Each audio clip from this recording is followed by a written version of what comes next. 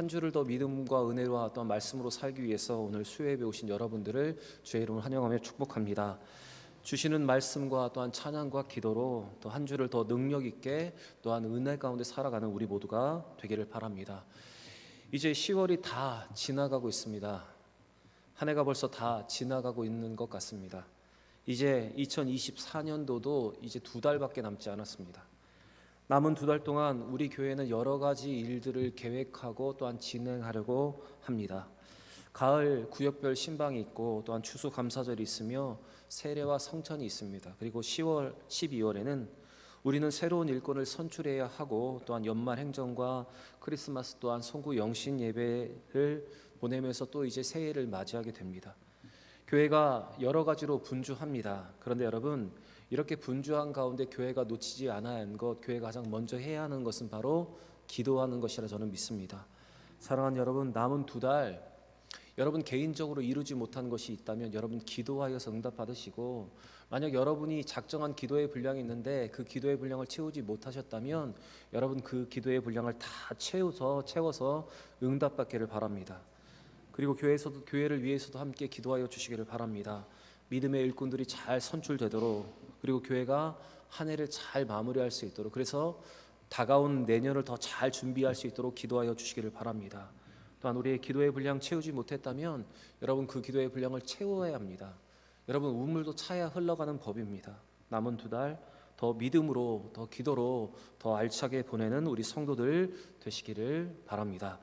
옆에 분과 한번 이렇게 인사했으면 좋겠습니다. 남은 2달 알차게 보냅시다. 인사하겠습니다. 남은 2달 알차게 보냅시다. 다시 인사하겠습니다. 기도의 분량을 채웁시다. 인사하겠습니다. 기도의 분량을 채웁시다. 남은 2달을 더 믿음으로 알차게 보내고 기도의 분량을 채우는 우리 모든 성도들이 되시기를 바랍니다. 유다 왕국은 BC 586년에 패망하였고, 유다의 모든 백성들, 예루살렘 모든 거민들은 바벨론으로 포로로 잡혀가게 되었습니다. 나라를 잃고 포로로 잡혀간 백성들에게는 희망이 없는 아픔과 질고의 시대가 시작되었습니다. 그렇게 소망이 다 사라진 시대에, 아픔과 질고의 시대에 하나님께서는 그들의 절망 가운데 거하기를 원하지 않고 그들에게 소망의 메시지를 주셨습니다. 그런데 하나님이 주신 그 소망의 메시지는 그들을 포로로 잡아갔던 느부갓네살 왕을 통해서, 그의 꿈을 통해서 하나님이 그들에게 주셨습니다. 느부갓네살 왕이 바벨론을 다스린 지 2년이 되던 해에 꿈을 꾸었습니다. 그 꿈으로 인해서 그 왕은 마음이 번민이 생기고 잠조차도 이룰 수가 없었습니다. 그래서 왕은 신하들을 부릅니다. 그리고 그들에게 갈대아의 술사들을 다 부르고 지혜자들을 불러서 왕의 꿈과 그 해몽을 하라는 것이었습니다. 그런데 왕의 지시는 자기의 꿈을 말해주지 않고 자기가 꾼 꿈을 알고 그 꿈을 해몽하라는 것이었습니다. 사실 여러분, 꿈을 해몽하려면 그 꿈의 내용을 알아야 하는 것 아닙니까? 그런데 느부갓네살 왕은 꿈을 알려주지도 않고 꿈과 해몽을 함께 하라고 한 것입니다. 그리고 만약 그 꿈을 알지 못하고 그 꿈을 해몽하지 못하면 나라의 모든 지혜자를 죽이겠다고 이야기를 했습니다. 그런데 왕이 말하는 그 지혜자 가운데 누가 포함되어 있냐면 다니엘과 3명의 친구들이 포함되어 있습니다. 이제 다니엘은 먼저 죽을 위기에 놓였습니다. 다니엘은 자신을 죽이러 온 군대 장관에게 시간을 달라고 부탁을 하고 친구들에게 찾아갑니다. 그리고 친구들에게 자신을 위해서 기도해 달라고 하며 함께 그 문제를 놓고 기도를 합니다. 그때 하나님께서는 다니엘에게 나타나셨고 느부갓네살의 꿈을 환상으로 보여주셨습니다. 그리고 그가 꿈에 대한 하명도 할 수 있는 지혜를 그에게 허락해 주셨습니다. 오늘 본문은 하나님으로부터 꿈과 해몽을 들은 이 다니엘이 느부갓네살 왕에게 나아가 그 꿈을 해몽하는 내용이 기록되어 있습니다. 우리가 함께 읽지 않았지만 먼저 살펴보기를 원하는 것이 있는데, 그것은 다니엘은 자기 앞에 닥친 위기와 이 문제를 혼자 감당하려 하지 않고 자기의 친구들에게 찾아가서 그 문제를 함께 기도할 것을 요청하고 있었다는 것입니다. 우리 함께 읽지 않았지만 17절과 18절의 말씀, 우리 자막을 보시면서 함께 보겠습니다. 이에 다니엘이 자기 집으로 돌아가서 그 친구 하나니아와 미사엘과 아사랴에게 그 일을 알리고 하늘에 계신 하나님이 이 은밀한 일에 대하여 불쌍히 여기사 다니엘과 친구들이 바벨론의 다른 지혜자들과 함께 죽임당하지 않게 하시기를 그들로 하여금 구하게 하니라. 사실 느부갓네살 왕이 꿈도 알려주지 않고 해몽을 요구할 때 꿈을 알려주지 않았던 것은 그가 이 일로 인해서 심히 번민했다는 것을 우리에게 보여주고 있는 내용입니다. 그리고 사실 이 문제는 다니엘과 세 명의 친구들을 죽게 하시기 위한 하나님의 계획이 아니라 그들을 살리시고 하나님의 소망의 메시지를 그 백성들에게 주시기 위한 또 하나의 기회였다는 것을 우리는 잊지 않아야 합니다. 그래서 여러분, 오늘 우리가 이 말씀에서 먼저 기억해야 하는 것은 우리에게 문제가 생겼다면, 우리에게 죽을 위기가 다가왔다면 우리는 그 일을 가지고 어디에 나아가야 하면 하나님 앞으로 가지고 나아가야 하는 것입니다. 그리고 우리에게 지혜를 주시고 후히 주시고 꾸짖지 아니하시는 하나님 앞에 우리는 지혜를 구해야 하는 것입니다.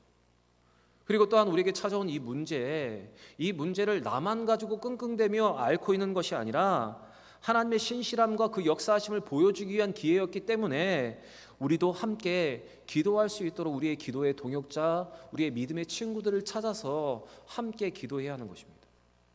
그렇게 여러분, 우리에게 문제가 찾아오고 위기가 찾아올 때 우리는 낙심하지 말고 하나님께 모든 것을 맡겨야 할 뿐만 아니라 다니엘이 그렇게 했던 것처럼 자기 친구들, 동역자들에게 기도를 함께 부탁하며 여러분, 그 문제를 기도하면서 해결해 나아가야 하는 것입니다. 다니엘이 이렇게 친구들에게 기도의 점을 말하고 함께 기도하였을 때 그 다음 절을 보시면 하나님은 다니엘에게 느부갓네살이 꾸었던 그 꿈을 환상으로 보여주셨습니다. 그리고 그에게 그 꿈을 해몽할 지혜도 그에게 허락해 주셨습니다. 우리 19절 말씀 같이 한번 읽어보겠습니다. 이에 이 은밀한 것이 밤의 환상으로 다니엘에게 나타나야 보이매 다니엘이 하늘에 계신 하나님을 찬송하니라.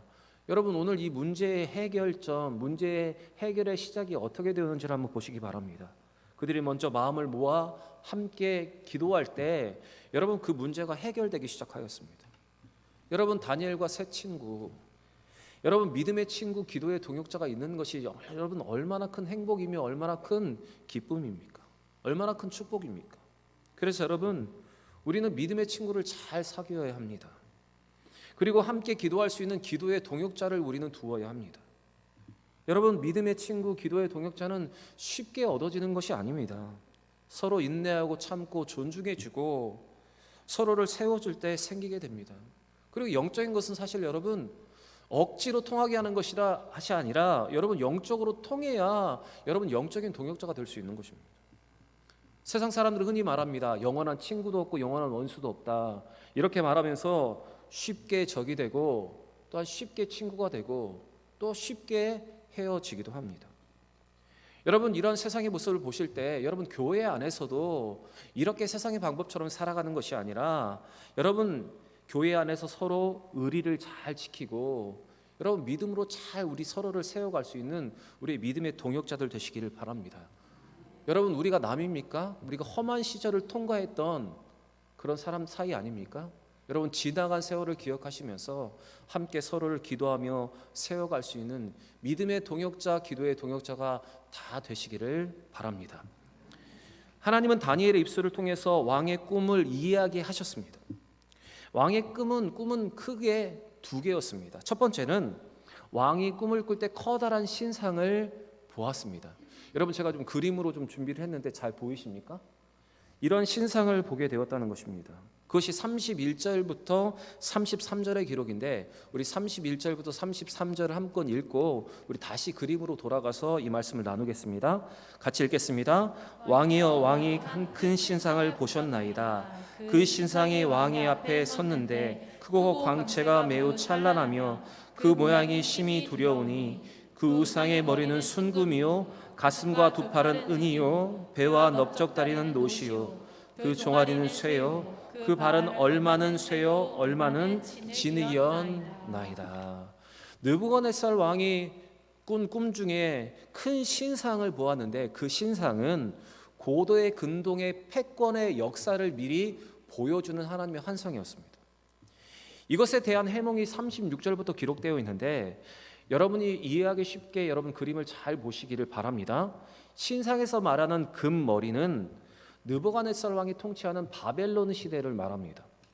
느부갓네살은 43년을 통치했는데 그 당시 바벨론은 강력한 군사력으로 중동의 패권을 잡고 있었습니다.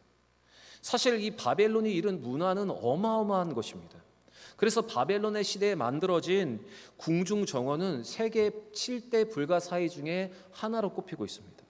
바로 머리는 바로 바벨론을 말하고 그 다음에 나오는 은으로 만든 가슴과 팔은 성경에서 메대와 파사로 이야기 기록되어 있는데 바로 페르시아 제국을 말하는 것입니다. 이 페르시아 제국은 은으로 상징되는 나라인데 이 페르시아도 강력한 군사력으로 약 200년간 중동의 패권을 잡았습니다. 이 나라가 두 번째 나라입니다. 그리고 세 번째 나라는 노수로 만든 배와 넓적 다리로 지금 기록되어 있는데 바로 이 나라는 알렉산더 대왕으로 대표되는 헬레니즘 곧 헬라 제국을 말하는 것입니다. 여러분 이 헬라 제국도 인도까지 그가 진출한 것 여러분 아시죠? 헬라 제국도 약 200년간 통치를 하게 되었습니다. 지금 중동의 패권이 지금 바벨론에서 페르시아로 그리고 페르시아에서 헬라 제국으로 지금 이어지고 있는 것입니다. 그리고 그 다음에 등장하는 네 번째 나라는 쇠로 비유되고 있는데 쇠로 만든 종아리로 표현되고 있습니다. 이 나라가 어떤 나라인가 하면 바로 로마 제국을 말합니다. 로마 제국은 쇠와 같은 강력한 군사력을 가지고 500년 동안 중동의 패권을 잡았습니다. 그리고 그 다음에 나오는 쇠와 진흙으로 만든 발은 동서로마 시대 약 1600년간의 기간을 말하는데 바로 열국의 패권을 놓고서 서로 다투는 시기를 말하고 있는 것입니다. 지금 하나님은 느부갓네살 왕에게 중동의 패권의 역사가 앞으로 어떻게 진행될 것이라는 것을 환상으로 꿈으로 신상의 모습으로 알려주셨습니다. 그리고 다니엘이 그 꿈을 지금 해몽하고 있는 것입니다. 그런데 여러분 이 신상 다음에 나오는 또 다른 꿈이 있는데 이것과 연결되는 꿈이 더 중요합니다. 느부갓네살의 왕의 꿈 두 번째는 손대지 아니한 돌, 다듬어지지 아니하는 돌이 나와서 그 신상을 무너뜨리는 꿈이었습니다. 우리 34절과 35절 말씀 같이 한번 읽어보겠습니다. 34절과 35절입니다. 또 왕이 보신즉 손대지 아니한 돌이 나와서 신상의 쇠와 진흙의 발을 쳐서 부서뜨리며 그때에 쇠와 진흙과 놋과 은과 금이 다 부서져 여름 타작 마당에 겨같이 되어 바람에 불려간 곳이 없었고 우상을 친 돌은 태산을 이루어 온 세계에 가득하나이다. 거대한 심상 옆에 작은 돌, 손대지 않고 다듬어지지 않은 사람의 손이 타지 않은 돌이 나와서 그 신상의 가장 연약한 그 발의 부분들을 쳐서 그 신상이 완전히 무너져 드리는 것, 그 꿈을 느부갓네살이 꿈을 꾸었습니다. 그리고 그 돌이 나중에는 태산을 이루어서 큰 산을 이루게 된다는 것이 그의 꿈이었습니다. 이 꿈에 대한 다니엘의 해몽이 44절에 기록되어 있는데 이 꿈을 통한 분명한 메시지가 무엇인가, 그 백성을 향한 하나님의 메시지가 무엇인가 여러분 이 말씀에서 잘 보시기를 바랍니다. 함께 읽겠습니다. 이 여러 왕들의 시대에 하늘의 하나님이 한 나라를 세우시리니 이것은 영원히 망하지 아니할 것이요 그 국권이 다른 백성에게로 돌아가지도 아니할 것이요 도리어 이 모든 나라를 쳐서 멸망시키고 영원히 설 것이라. 하나님이 이런 나라 사이에 한 나라를 세우신다 기록하고 있습니다. 그 나라는 영원히 망하지도 아니하고 그 국권이 다른 백성에게 돌아가지 아니하는 나라입니다. 도리어 이 모든 나라를 쳐서 멸망시키고 영원히 있을 나라, 하나님이 그 나라를 세우실 것이라고 지금 해몽을 하고 있는 것입니다. 로마의 강력한 패권을 가지고 있는 그 시대에 많은 열방들이 일어나 그 패권을 다투고 있는 시대에 일어난 사건, 그 사건은 하나님이 한 나라를 세우시는 사건이었습니다. 그리고 그 나라는 영원히 망하지도 않고 그 국권이 다른 백성에게 돌아가지도 않는다는 것입니다. 여러분, 손대지 아니한 돌, 역사의 한가운데를 뚫고 하나님의 나라를 세우신 이 사건, 여러분 이 사건이 무엇이라고 생각하십니까?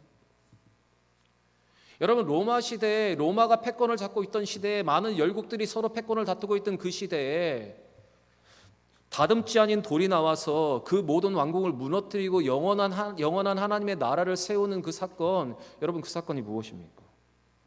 바로 예수님께서 이 땅에 오셔서 하나님의 나라를 세우시는 것을 의미하는 것입니다.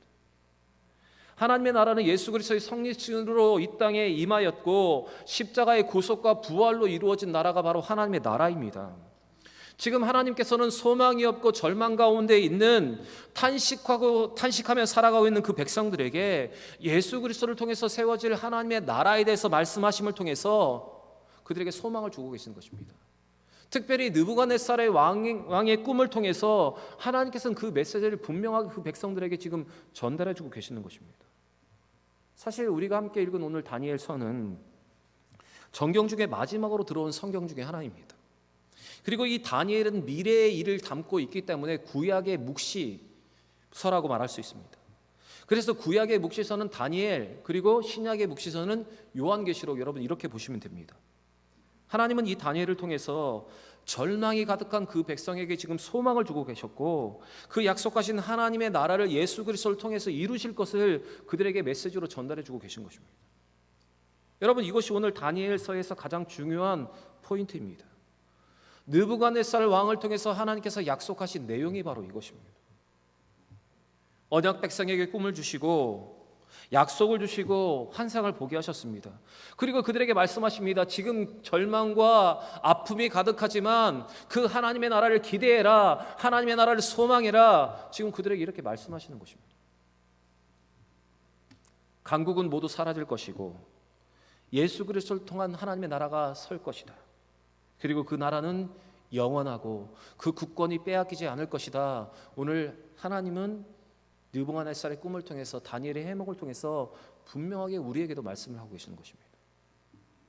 사실 여러분, 포로 생활을 하고 있는 그들, 절망과 탄식 가운데 소망이 없는 그들에게 여러분, 이 메시지는 강력한 소망의 메시지였습니다. 여러분, 하나님은 오늘 이 강력한 소망의 메시지를 오늘 우리에게도 주고 계십니다. 사실 우리의 삶을 보면 소망이 없습니다. 때로는 절망이 가득합니다. 세상의 거대한 물결 속에서 우리는 어디로 갈지 모르고 있습니다. 그리고 코로나 시대를 거쳐오면서 우리의 불안감이 더 많습니다. 또 다른 바이러스가 오면 어떡하나, 또다시 교회가 문을 닫으면 어떡하나, 여러분 이렇게 고민을 합니다. 또 사람들은 말합니다. 교회에 소망이 있습니까? 이렇게 우리에게 묻습니다. 그러나 여러분, 저는 분명히 말씀드리고 싶습니다. 세상 교회는 소망이 없고 망할지 모르지만 하나님은 하나님의 일을 계속 이루신다는 것입니다. 절망이 없는 시대에 분명히 이 다니엘을 통해서, 느부갓네살의 꿈을 통해서 메시지를 주신 하나님, 그의 나라는 영원하고 그의 주권은 빼앗기지 아니할 것이고 모든 민족을 다 쳐서 멸하는 나라가 설 것이라는 이 메시지가, 이 강력했던 이 메시지를 우리에게도 말씀하고 계십니다. 강했던 바벨론도 망하고 세계 나라도 망하지만 우리 하나님의 나라는 망하지 않는다고 우리에게 말씀을 하시는 것입니다. 여러분, 우리 가운데 세상 소망이 사라질지 모르지만 우리에게는 영원한 하나님의 나라가 있습니다. 눈에 보이는 것이 전부가 아니라 보이지 않는 하나님의 나라가 이미 세워졌습니다.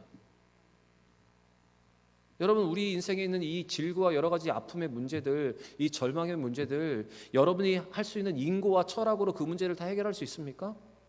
없습니다. 이 해결되지 않은 절망의 문제를 우리 하나님은 예수 그리스도의 복음과 당신의 사랑으로 당신의 나라를 만들어서 그 나라 가운데 그것을 해결해 주셨습니다. 그래서 여러분, 오늘 우리는 이 말씀을 들으면서 우리 스스로를 향해서 다시 질문해 보아야 합니다. 우리의 소망은 어디에 있는가? 우리는 소망을 어디에 두고 살아가고 있는가? 절망과 탄식 속에서 우리는 어느 곳에 소망을 두고 살아가고 있는가? 여러분, 이것을 한번 다시 돌아봐야 하는 것입니다. 오늘 성경은 금과 은과 쇠와 놋을 녹이는 것, 무너뜨리는 것이 다듬지 아니한 돌이라고 말하고 있습니다.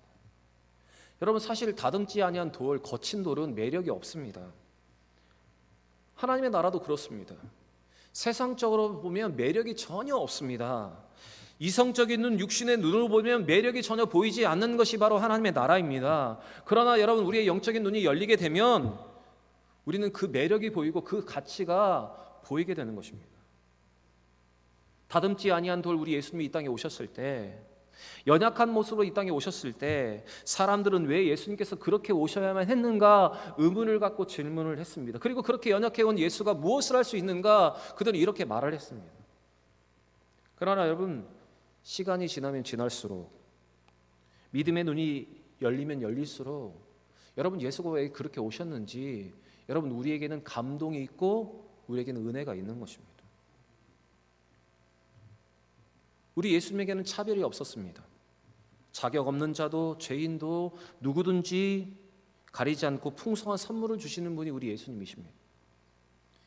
새로운 세상의 질서가 열린 것입니다. 세상과 다른 논리가 적용되는 것, 세상과 다른 질서가 열리는 곳이 바로 하나님의 나라입니다. 그래서 마태복음 11장 28절에 예수님께서는 우리에게 이렇게 말씀하십니다. 같이 한번 읽어보겠습니다. 수고하고 무거운 짐진 자들아 다 내게로 오라. 내가 너희를 쉬게 하리라. 여러분, 이것이 새로운 시대를, 하나님의 나라를 말하는 것입니다. 여러분, 우리는 풍요로운 시대에 살아가고 있습니다. 한번 생각해 보십시오. 과거보다 정말로 잘 먹고 잘 살고 있지 않습니까? 그런데 갈수록 더 경쟁을 합니다. 더 많이 가지려고 합니다. 더 높아지려고 하고 더 많이 누리려고 합니다. 많이 가지고 있지만, 풍요로운 삶 가운데 살아가고 있지만 만족이 없습니다. 그래서 적자 생존이 있고 무한 경쟁이 점점 늘어나고 있습니다. 풍요 속에 살고 있지만 우리는 방향을 잃은 것이 사실입니다. 세상의 논리가 교회에 들어오고 세상의 논리와 가치대로 우리는 우리의 자녀들을 가르칩니다. 금과 은과 놋과 쇠로 무장하지 않으면 살 수 없다고 여러분, 우리는 교회 안에서도 말하고 우리 자녀들에게 그렇게 가르치고 있습니다. 그러나 여러분, 우리가 오늘 말씀에서 보았듯이 금과 은과 놋과 쇠, 그 모든 것은 다듬어지지 아니한 돌로 하나님의 나라가 이루어지는 것입니다. 그 모든 것이 사라지고 하나님의 나라가 영원히 서는 것입니다. 그래서 여러분, 우리가 세상의 모든 것을 가졌어도 우리는 예수 그리스도를 갖지 못했다면 우리는 아무것도 얻은 것이 없다는 것입니다.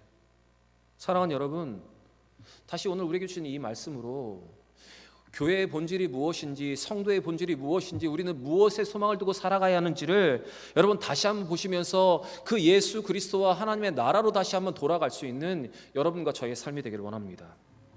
금과 은과 놋과 쇠로 무장해야 잘 살 수 있다는 논리에서 이미 우리 가운데 이루어진 하나님의 나라를 누리고 영원히 하나님의 나라를 소망하며 살아가는 여러분과 제가 되기를 원합니다.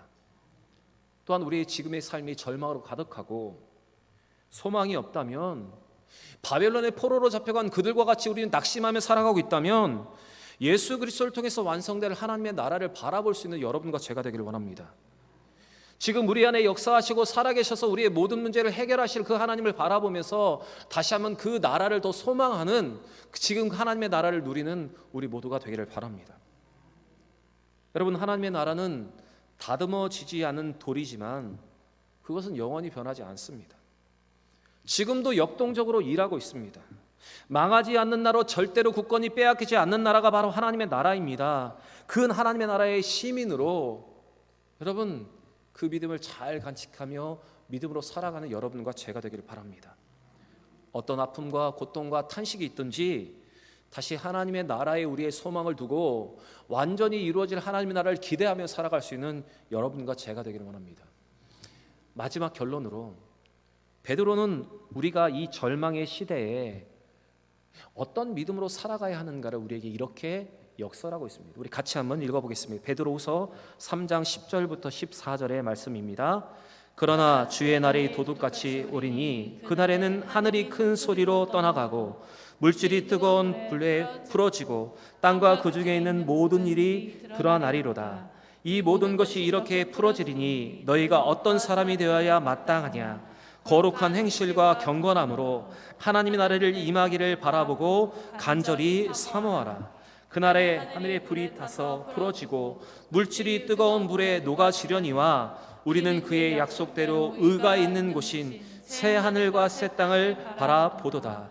그러므로 사랑하는 자들아, 너희가 이것을 바라보나니 주 앞에서 점도 없고 흠도 없이 평강 가운데 나타나기를 힘쓰라. 여러분, 우리는 완전히 임할 그 하나님의 나라를 기대하며 살아가는 것 아닙니까? 그렇다면 우리는 무엇에 초점을 맞춰야 하면 이루어질 하나님의 나라, 이미 이루어진 하나님의 나라에 대해서 초점을 맞추며 살아가야 합니다. 그리고 우리가 그 마지막 날에 주님 앞에 온전히 설 수 있도록 점도 없고 흠도 없이 하나님을 주로 모신, 예수 그리스도를 주로 모신 그 평강의 마음을 유지하며 살아가라고 오늘 우리에게 권면을 하고 있습니다. 사랑하는 여러분, 하나님의 나라는 이미 우리 가운데 이루어졌고 우리는 완전하게 임할 하나님의 나라를 기대하고 있습니다.